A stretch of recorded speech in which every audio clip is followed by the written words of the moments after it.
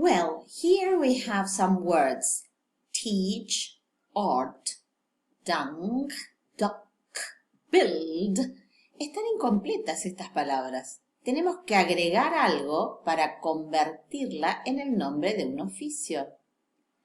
Teach se convertirá en teacher.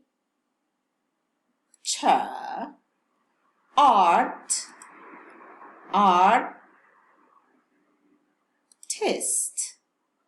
Dance,